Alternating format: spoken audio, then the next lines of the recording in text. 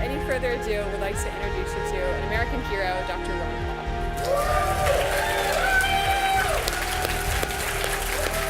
Hi there. Thank you. Thank you very much.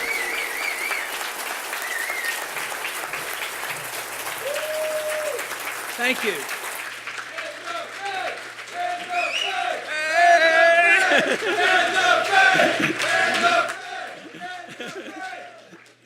They told me there would be some friends here. Thank you. And I always kid, you know, I gave a lot of speeches in Washington on the House floor. You could do special orders. And guess what? Nobody showed up. And nobody applauded because Washington isn't where the fight is. I mean, we spend a lot of time talking about Washington, a lot of things going on. I spend a lot of time there. But really the fight is outside Washington. It's ideological, it's creativity, and it's the understanding of liberty that counts. When the people understand what liberty is all about and want it, Washington will change. Right now, there's way too much dependency and too much cronyism going on, and that's why it becomes necessary sometime to be very creative in spite of the obstacles the government puts in front of us. And that's one of the reasons why I like the group talking about an issue I don't know anything about. Because when they asked whether I'd come and talk about, cryptocurrencies, I says, well, I know something about it, but what I know is the type of environment that is required for cryptocurrencies to thrive. I don't understand all the technological details of it, but let me tell you, nothing works well, no matter what the ideas are, if you don't have the right environment. And that is what I work on, but I congratulate all of you for looking into something that is creative and deserves discussion, deserves development, because certainly we should have options for what we're getting out of Washington. It's pretty bad. The environment in Washington keeps getting worse, and of course the conditions throughout America have not improved lately. And I think that the real issue for me and for all of us should be, do we live in a free society, and what can we do to improve the liberties of the individual? To me, that is the most important issue.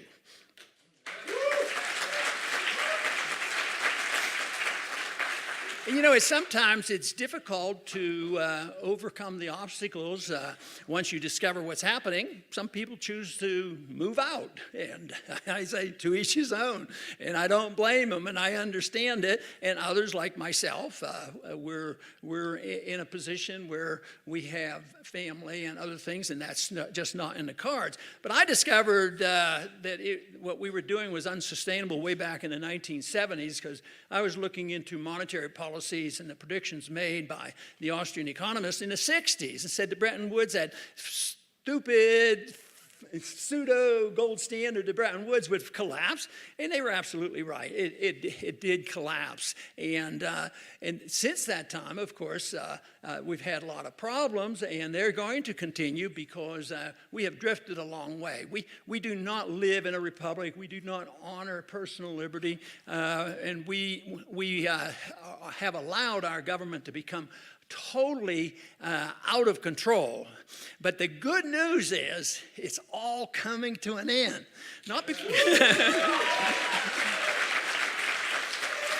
But it's not because I'm going to give good speeches and everybody's going to listen to me. It's going to come to an end because it won't function anymore. It's going to quit. So we do want to get rid of the Fed, and we should start off with auditing Fed and understanding the Fed and understanding why it's necessary to talk about it. And I've been talking about it for a few years. We've even gotten some votes in Congress and win them overwhelmingly why the American people deserve to know about what's going on.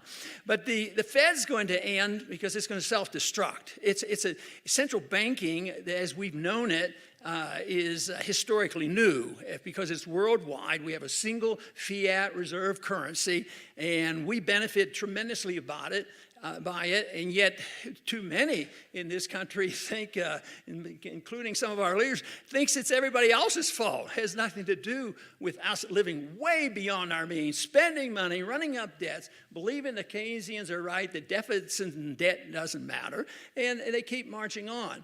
You know, I was very much aware of the Cold War going on. And I tell people, because this is true, that when I was going through college, it would have been in the 50s, I remembered World War II and I remember Korea War, and they had an impact on me. And I never wondered about whether I'd be drafted. And I assumed I would be drafted. And that was one of the reasons I tell people, I said, motivated me even back then, and I thought I had a weaker position back then about being anti-war, but because of that, it motivated me to go into medicine, because I just couldn't stand the idea of a bunch of young people being called up by our government, going over and shooting a bunch of other people in another country for no good reason.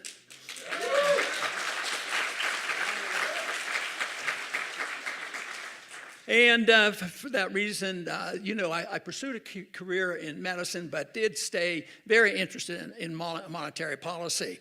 And things have changed a lot. They've gotten a lot worse. Now, just wait, I have a positive statement real soon. So, the conditions have gotten much worse, but the reason that I'm confident that things will happen is because there's an end stage to all these things. Thinking about the war and thinking about the Soviets, and I was drafted during the time of the Cuban Missile Crisis. Serious times, missiles off the shore, off the border. There was no time to debate how we contributed to the fiasco, but the missiles were there, and lo and behold, I got the draft notice, and I had to go. And that was in 62, early part of 60 and 63. And I was in the military. But the whole thing is the Cold War ended. By 1989, 1990, I read nobody if that was understanding this and said, tomorrow, the next day, 1 year from now, the Soviet system is just going to melt away. And it was magnificent. To me, the melting away of the Soviet system was the most miraculous political event of the 20th century. And there were no nukes dropped. And now, just think of the energy that we put in to trying to get rid of a nuclear weapon that doesn't even exist in the various countries. I mean, we concentrate on it. They might get a nuclear weapon, so therefore we have to endorse this new thing called preemptive war, which is like endorsing aggression, because they might get a nuclear weapon someday. Back then, 30,000 nuclear weapons on each side, and it was all over because the system failed. But guess what? This system, no, you don't have to guess, because I bet you most of you know. This system is doomed to fail. You can't do it. And that can be a real blessing in disguise. We then will have a chance to rebuild. Now, when in Congress, I always argued the case for competition and free markets and introduced a bill for competing currencies. And because the one that we have isn't doing so well. And I think that is what needs to be done. People need to prepare. And that's why I like a group like this. Not that everyone here is going to agree or I understand what you're doing, but I know you're energized. And the whole thing is that the freer society is, the more creative it is. And when you think about it, when you think of a group of people like this who are involved in this and trying to work this out, and even with our problems as this country, we still have remained ahead of a lot of other countries, but I think we're slowly going down. But I've often thought that when the Soviets were in charge, you didn't have many inventions. Nobody here is saying, yeah, this place is getting to be a bad news country. I think I'll move to Venezuela. I don't think too many's going to do that. And another one might say, Zimbabwe. I guess we won't move there either. And I guess you shouldn't move to that other country, Chicago. Well, you better be careful there too. The creativity is stifled by government. And this is the reason that liberty is so important, because it allows the creativity and, of course, the satisfaction. Now, in a society that is free, it is creative, solves a lot of problems, everything's done voluntarily, and the history of the world shows that the freer society, the more prosperous it is, and the less wars that are fought. The freer it is, the larger the middle class is. So Something must be wrong. I think our middle class is shrinking. It's getting smaller. Well, but the stock market's good. A lot of people are making a lot of money, except the labor participation rate, stays very low, and there's still a lot of problems out there. So the solutions aren't out there yet, but the people are starting to wake up like never before. In Washington, they're sound asleep. A lot of people ask me, well, Ron, what about the swamp? How's it going? Aren't they cleaning out the swamp in Washington? Wait, I think so. Right now, I was up near there. I didn't get too close to Washington, but I was in Virginia. And I checked it out and talked to some people. They said, the alligators are all gone. But they have this invasion of crocodiles now. It's infested with crocodiles. Yeah, no, the swamp is as swampy as ever because the philosophy has not changed. And you would say, well, it's the congressmen. It's all their fault. They're just, they're just a bunch of corrupt people. Yeah, that's true. But who creates the corrupt people? Who created the system? It's the people. The people have been sucked in. They're going to get free stuff, And then it's a reflection of our educational system. What has our educational system taught us? There's a guy called Keynes, and there's still one, Paul Krugman, and they preach it as gospel. The deficits don't matter. Debt is good. And so it's normal and natural for the congressmen. They haven't attended any Austrian economic schooling at all. They understand enough about the Fed. They need it. And guess which party is the worst? It's the bipartisan. It is the worst. They both endorse big government. There's way too much bipartisanship. They never argue on the big issue. They agree on the big issues, on spending, on deficits, on interference, economic planning, favoritism, on wars, the Federal Reserve, fixing interest rates. They agree on everything. Nancy Pelosi and Boehner, they were good friends. You'd never believe it. But they always came together and got to write the budget at the end, and it'd come in and be that big at the end of the year, and nobody's going to read it, and they got to match it all up. So, but they're a reflection of what we allowed to happen. The educational system, it was okay to do it, and the people say, well, if it's for free, it's okay. And so it went on until we got to this point. But today there's a lot of political talk and a lot of activities going on. But a lot of this thing going on with, the Russians really rigged the whole election. You know that, don't you? They did it. Putin did it all by himself. And we have to be, since we are so wonderful and perfect, and it's something that we would never do. We would never get involved in another person's election. We've only done it 137 times, and we've murdered about 15 of them, and we're in nation building all the time. And one of the most recent one, the coup that we pulled off in Ukraine. And then we wonder what the problems are. But no, it's all Putin's fault. For what's going on. But I think that, and then you wonder, you hear criticism and then no follow-up. They're not serious. If they really believed this about how bad they were, maybe a few of the corrupt people would be taken out. But, the judicial system is totally corrupt, so that's not likely to happen at all. It continues the process of perpetuating. But some of this argument, say who interfered the most and lacks the election. I heard a few things that the Democratic candidate that she was involved in some of this too. But it's back and forth and back and forth. But it's designed for one thing, to divert the attention from the people from the things that really matter and that both parties endorse.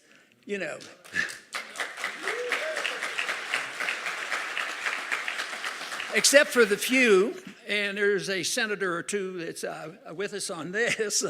But they, what are they doing? Are they arguing about what are we going to do about reining in the NSA? What about the TSA? That's one outfit that I'd like to get rid of, but good.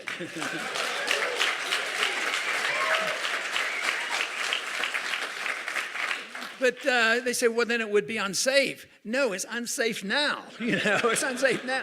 And you lose all your dignity if you put up with going through that stuff. It's just really horrible. If they don't talk about the overactivity of the FBI, what about the CIA? The CIA is probably one of the most ruthless, out of control parts of our government ever. I actually believe it probably is involved in some assassinations now and then, domestic and foreign. And that, to me, is very, very bad. And that is not ever discussed. NDAA, the ability for governments to arrest American citizens and assassinate them, is now established law. And I think the IRS is out of control. But there was good news today. Did you see that? There was 70 million people working in the underground economy. And they didn't report $200 billion worth of income last year.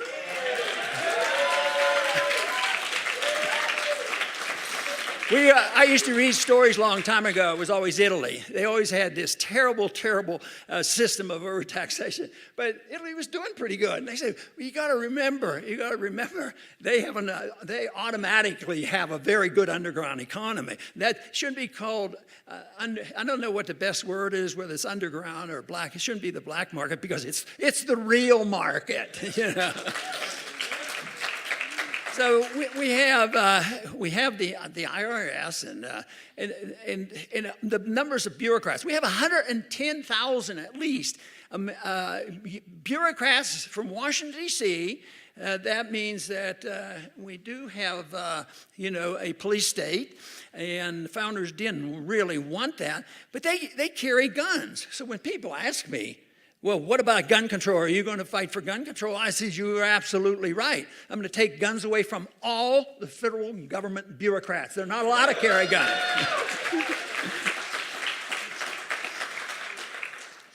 So what do we put in place when this thing falls apart? Not complicated, very simple, very moral, and you can take it and leave it. You can do with it what you want. You can become productive or you can become a bum, and nothing is going to bother you because you're on your own. And that is, you accept the fact that the government should be very, very minimal. If anything, is the job of the government to protect your liberty. And to do that correctly, you have to understand that liberty is not a collective thing. You don't have liberty because you're a minority. You don't have liberty because you're a woman. You don't have a liberty because you're of a certain religion. You have liberty for one reason, and that's because you're an individual. And if that is the case, and you get your liberty, you can imagine, a group like this can imagine how prosperous we would be. We wouldn't have to worry about the IRS and the regulations. And it would just be fantastic if that would be permitted. But right now, it's prohibited, and this is why we get into this trouble. But our system, very likely, it won't be exactly like what happened to the Soviet system, but something like that. It'll seize up. It'll probably be a dollar crisis. And that makes it bigger than the Soviet system. It will be bigger than 08 and 09, because if there's a true blue dollar crisis, that means the whole world financial system is going to seize up. And it essentially did that in 09. They were able to patch it together, create reassurance.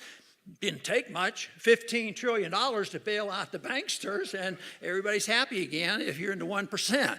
But the people who were the victims, and the reason why we have government is always to take care of the children and always to take care of the poor. You have to be a humanitarian. If you don't support all that you're not a humanitarian. And they go, and guess who suffers the most? The middle class gets wiped out. You have a crisis that we had with the mortgage crisis. The people lose their jobs, they lose their mortgage, they lose their homes, and all the big guys get bailed out.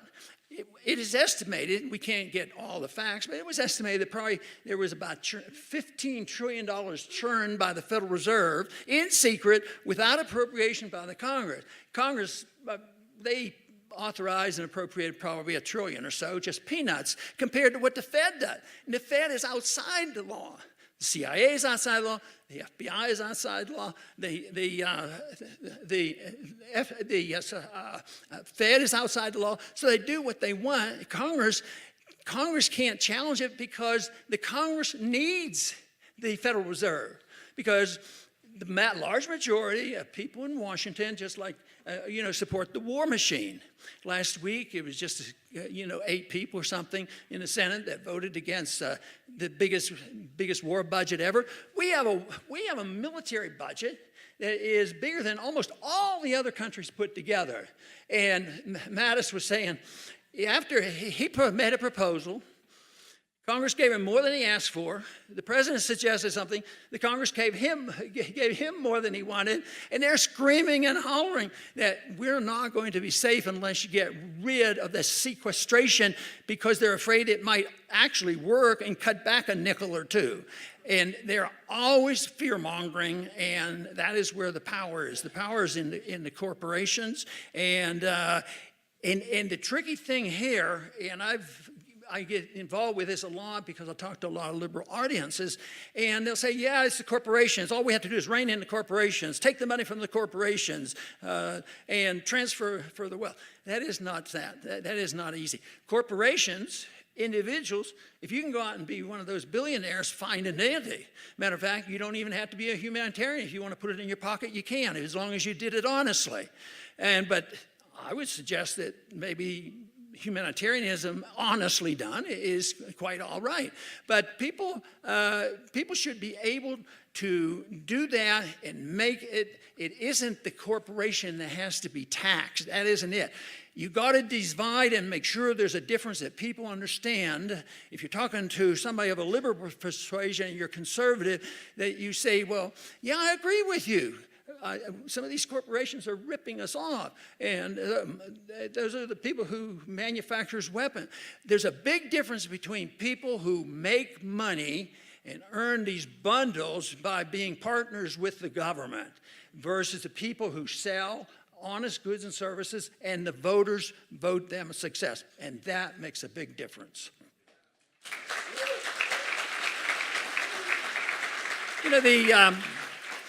One thing that I had always hoped for, and which I'm hopeful for groups like yours, for technology changes to compensate for all the bad stuff happening and get more freedom, and it will be wonderful. I don't want the technology to be an arm of the government.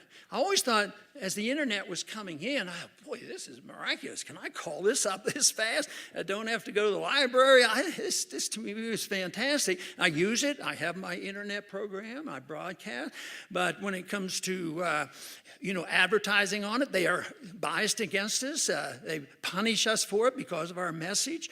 And also the other thing, social networks, quite frankly, aren't the enemies of the government. They're partners with the government. How do you think they get all this information? And they're not even liable for it. They can take all the privacy stuff and violate your privacy and give it to the government, and nobody can sue them. I mean, there's this type of stuff there in bed together. That's why technology is a two-edged sword. If it's helping us, and in a free society, it would always help improve the living conditions. And even when we don't have freedom, it helps us get around.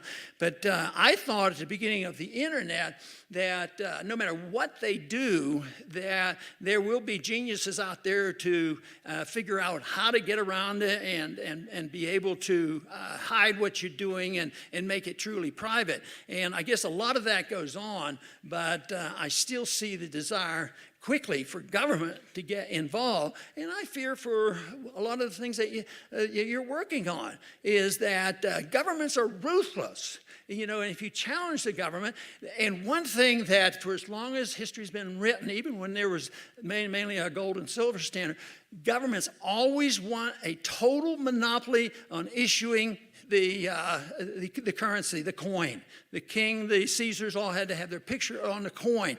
And that's why there has to be a revolution in thought. You say, well, that's never going to happen. It hasn't happened before. And yet I'm still optimistic to think that we can have changes to the positive.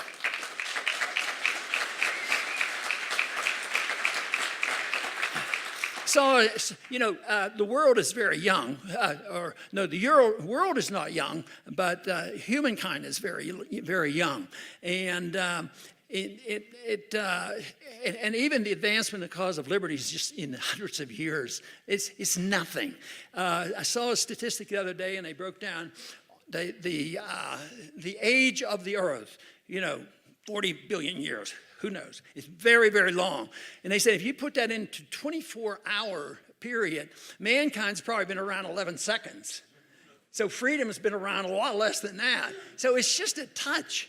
And I think it's being refined and improved all the time. I think the economic understanding is better than ever before. And technology is improving. The big thing is it going to be used for good or is it going to be evil? I think that if an individual abuses it, of course, breaks the rules, and rules are very simple. You can do what you want as long as you don't hurt anybody, as long as you're honest and you don't defraud. You can do anything you want and even be what people consider selfishness and not humanitarian.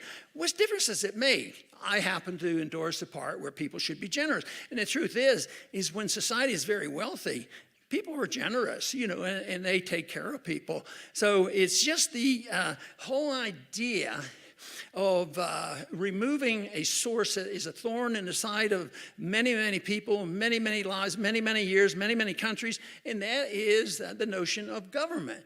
And I've heard it said on the House floor. Individuals will come up to me, and I'll say, why are you voting that way? That's going to be negative on civil liberties and hurt so-and-so. And I remember very clearly after we were voting on the Patriot Act, and of course I voted no on the Patriot Act. And I was sitting next to somebody who always wants to be honest about things. I said, this is a bad bill. I know you didn't have much time to read it, but this is bad stuff. He says, I know. He said, but we have to, he says, I'd have to go back and explain to my people why I voted against the Patriot Act after 9/11. I said, well, that's your job. Go back and explain it to them. But so often I hear the statement, why they want to intervene is they literally actually believe people are stupid. And they won't take care of themselves. And there are some. But how come we allow so many of them to gravitate to government? That's what I want to know. They're all in government. At least when we have our freedoms, we make our own mistakes as long as we don't go crawling to our government to force our neighbors to bail us out. It's relatively restrained. But when those guys get in the government and they mess up with all this good intention, it hurts so many more people, and that's what happens. But people don't have enough confidence and understanding, and I think there's an improvement in education. I think the web, education, I have a little program for homeschooling because I believe in it. But there's a lot of misunderstanding, and the current administration hasn't straightened out the confusion on some of the issues. Sometimes it adds to confusion. But, one place where I really believed we as libertarians were making good progress, and that was on the drug issue, the insanity of the drug war.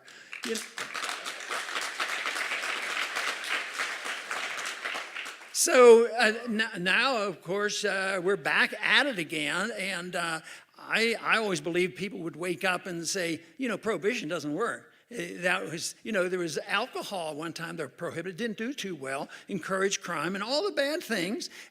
More people died because they were drinking contaminated alcohol and all those problems. And the same problems exist with the drugs and going on now.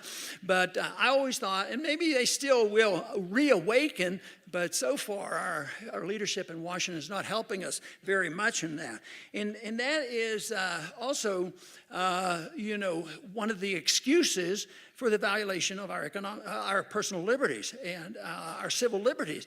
But the wars are what are so ruthless on our civil liberties, because as we fight these wars, there's a war mentality which is constant and builds. Under war, oh, you can't do this. We're at war, you know, and after 9/11, we're at war, and therefore we have to sacrifice liberty. More people would come and say, Ron, you're wrong on this. These are conditions that are bad. This is the time you have to sacrifice your liberties to be safe. Well, governments should not have ever been designed, and they weren't designed in this country, to provide safety for us. They were there to provide liberty for us, and we would take care of our own safety. That would be the responsibility.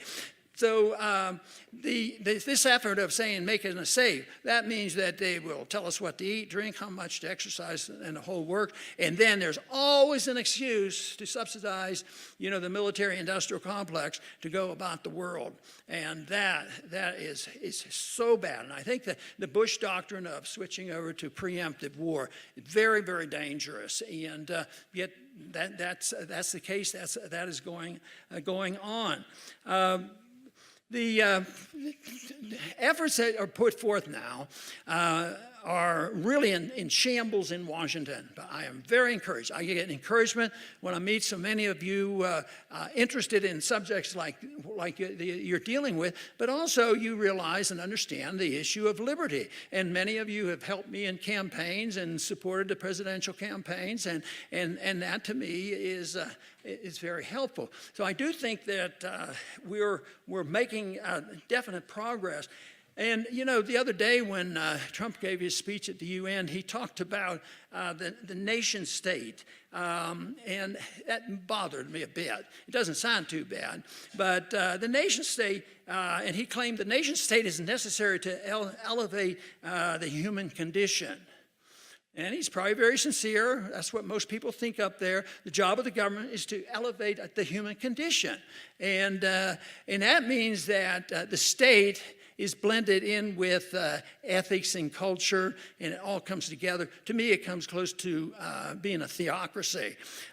So the government should not be doing that, because then, if they do that, they can't make people better and improve their character without destroying liberty. And every time they do one thing, and you know, there's undermining of liberty. And liberty, to me, has one particular goal, and that is the striving for liberty for the individual is to strive for excellence and virtue. And virtue is an individual thing. That's my personal desire, to have enough liberty and get the government out of my hair to do what I'd like to do. And let me define what virtue really is. And excellence, if you're in technology, you want to have a free rein on developing excellence, you know. And a lot has happened in this country. In the Industrial Revolution, there was a lot of great things that happened. But we have, you know, we're not quite as strong as we were back then on the understanding of liberty. And I would like to see a better understanding of you know, the responsibility of the individual. I think most people in here will have heard the name Bastiat. Bastiat wrote a great booklet back in the 1850s, and he talked about you know, the seen and the unseen. But his whole message there was very simple. The book was called The Law. The law for him was a moral principle, and that is very simply. Because on moral standards, even then, back further, most religions teach it, they don't apply it to the government, that if you can't steal from your neighbor, and you can't hurt your neighbor, and you can't kill your neighbor, that government shouldn't do that either. Wouldn't that be a miraculous change? Wouldn't that be a blessing? So we should hold the feet to the fire, the people in politics, about you know, them not doing anything we're not allowed to do. But you know what has happened? When you look at alt-right and cultural Marxism, this is violent stuff. This is getting out of hand, and they're all authoritarians, the distorted authoritarians on right, left, and middle, and I think they are the minority. But so often, I think they are reflecting the government. Government uses force all the time to get their way, and they've set an example. So if the government can do it, then it's almost like an endorsement for the people to go out there and cause a ruckus. You know, if we don't like what's happening in Iraq and Iran, we go cause a racket. We change, governments all the time. And I think that's probably not something they consciously think about, but I think subtly that might have an effect if government uses violence all the time. So it's not a difficult thing to think about what we could use to replace what we have today. I believe it's going to end. It could be tough. It could get worse, before it gets better. But I believe we're in better shape now than ever before in understanding monetary policy and all the systems that we have today, more so. And therefore, we have to realize the government is a reflection of what the people are all about. And unfortunately, the reflection of the people, even if the majority are against the war, too often the people in the leadership positions who are the demagogues and who are doing all the propaganda, the people in government, the people doing movies, the people writing the articles, the people in the media, all of that endlessly. And they can convert a lot of people who are doing this. Like before the Iraq war, the statistics showed that American people said, what are we going to go to war for that? And then for 6-8 months, it was pounding away. Saddam Hussein, he was part of 9/11, and he has a nuclear weapon, and he's going to bomb us. And the people finally caved in, and they gave gave support for him. So the battle, I think, is in education and getting people in the right places to get a message out there to get people to come our way. And you say, well, that's still a big job. How are you going to get 51% of the people to do that? It has nothing to do with 51%. They don't start off with 51%. They start off with key people in the key places, and they convince the 51% of the people to go along with it. And then they go and they support it. So what we need is the leadership in the country to lead the way in education or whatever you can do in your businesses, and why freedom is what we need. We need this liberty. If you care about people, this whole idea that the government's responsible, and all they do is destroy wealth. That we should be able to sell our message better. I've always wondered why, if we're on the side of morality, if we're on the side of the rights of individuals, if we're on the side of peace, we don't want war, and we're on the side of no special benefits and protecting every single person as an individual regardless. Nobody gets punished because they belong to a group, and nobody gets rewards because they belong to a group. And they should never permit a government that's divvying up the loot. That's where the problem is.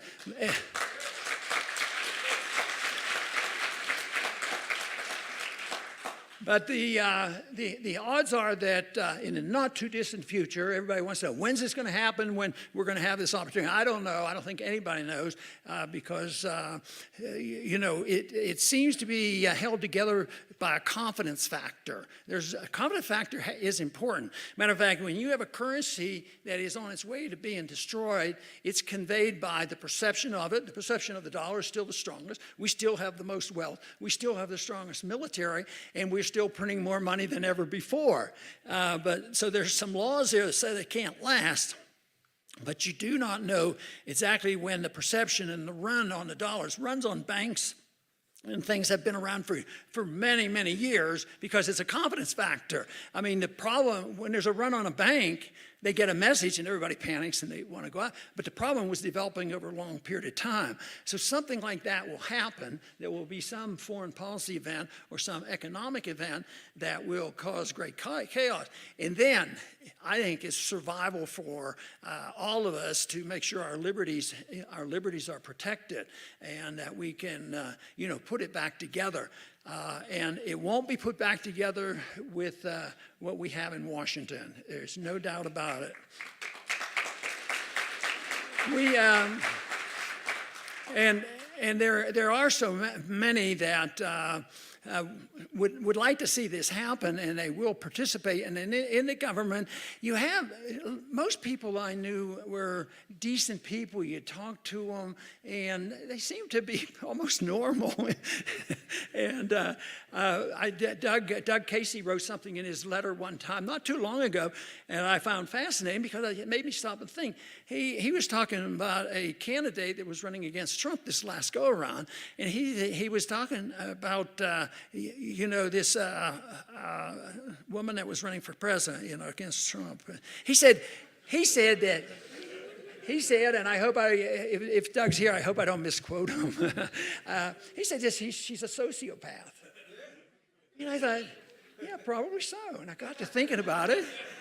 And I said, yeah, that's right. It's a sociopath, not psychopath. Maybe at certain days, she's psychopath. So then I got to thinking about it, and it finally dawned on me that 95% of the people in Washington are sociopathic.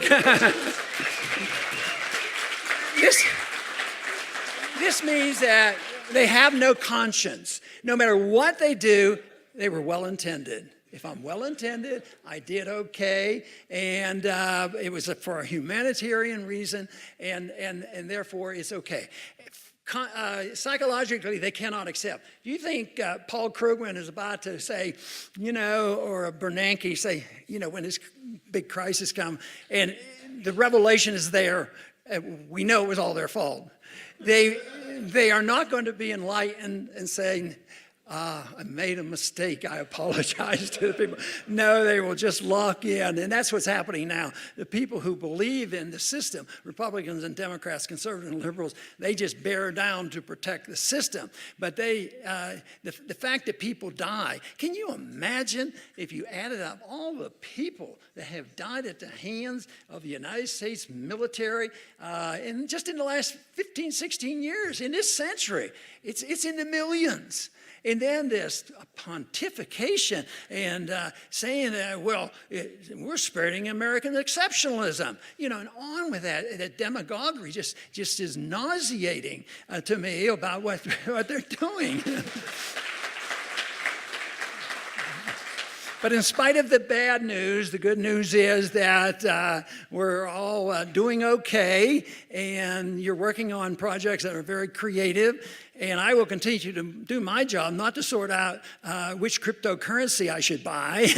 I don't know about that. Yeah. But my goal and my purpose and what I enjoy doing, because I think it's so important, for myself, because I would rather live in a free society than in a tyrannical society. And that is to try to explain how important liberty is. And it's not complicated. All you say is, do whatever you want, don't hurt anybody, and you'll have more prosperity and more peace than with any other system. Thank you very much. Nice being with you.